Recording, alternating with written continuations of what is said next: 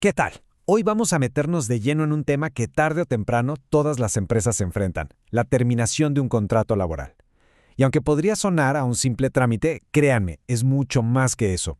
Es un momento lleno de detalles legales, financieros y sobre todo humanos. Así que vamos a desmenuzarlo. Y la primera pregunta que hay que poner sobre la mesa es esta. ¿Terminar un contrato es nada más un simple adiós? Es fácil verlo así, ¿no? Como el último paso, un mero papeleo. Pero, ¿de verdad es tan sencillo? La respuesta corta es que no, para nada. En realidad es un momento súper crítico que se juega en tres canchas al mismo tiempo. La legal, la económica y una que a veces se nos olvida, la humana. Si fallamos en cualquiera de estas, las consecuencias pueden ser bastante serias. Y con esto entramos de lleno al primer punto clave. Entender que la terminación de un contrato va mucho más allá del papeleo. Es un proceso que, bien manejado, habla muchísimo de la madurez y la cultura de una empresa. A ver, fíjense en esto. Un contrato se puede terminar por muchas razones, ¿eh? Puede ser por mutuo acuerdo, porque se acabó el plazo, porque el trabajador renuncia. El despido, que es donde siempre pensamos, es solo una de tantas opciones. Y es justo ahí donde se concentra casi toda la complejidad y el riesgo. Y una vez que hablamos de despido, nos topamos con una división fundamental, un punto donde se abren dos caminos que lo cambian absolutamente todo. El despido se hace con una causa justa o sin ella. Ahora, chequen este contraste, porque es clave para entender todo. Por un lado, el despido con causa justa. Necesita una falta grave de por medio, un proceso bien llevado y pruebas claras, pero no implica pagar una indemnización.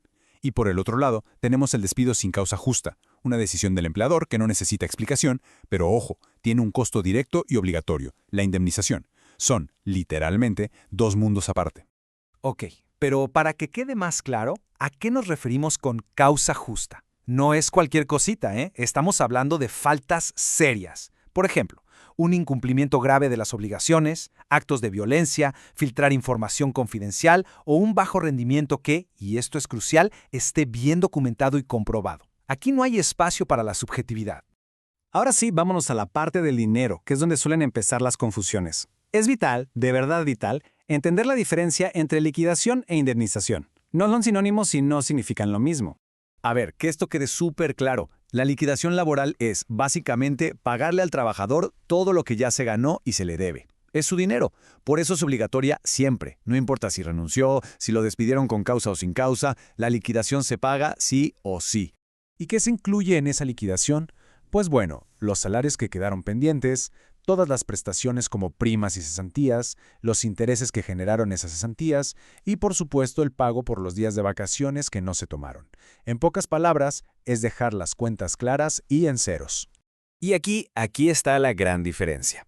La indemnización no es un pago automático, es más bien una compensación, una especie de penalización para la empresa, que se paga única y exclusivamente cuando se despide a alguien sin una razón justificada.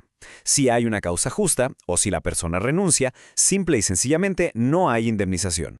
Bueno, ya vimos cómo debería ser, pero ¿qué pasa cuando todo este proceso se maneja mal?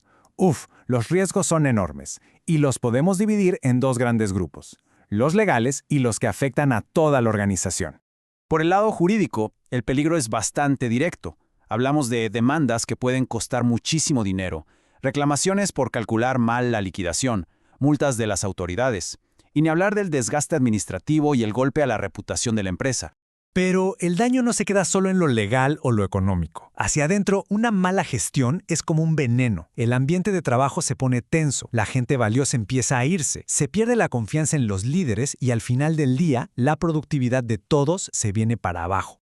Y todo esto nos lleva a la conclusión final. Manejar bien la salida de un colaborador no es solo para cumplir con la ley. Es de hecho un reflejo claro de qué tan madura, estratégica y humana es una organización. Y esta cita lo resume de una forma perfecta. La manera en que una empresa se despide de su gente dice absolutamente todo sobre su cultura y sus valores. No es el final de la historia, es una de las pruebas más importantes de su carácter. Así que para cerrar, la pregunta que queda en el aire para reflexionar es esta.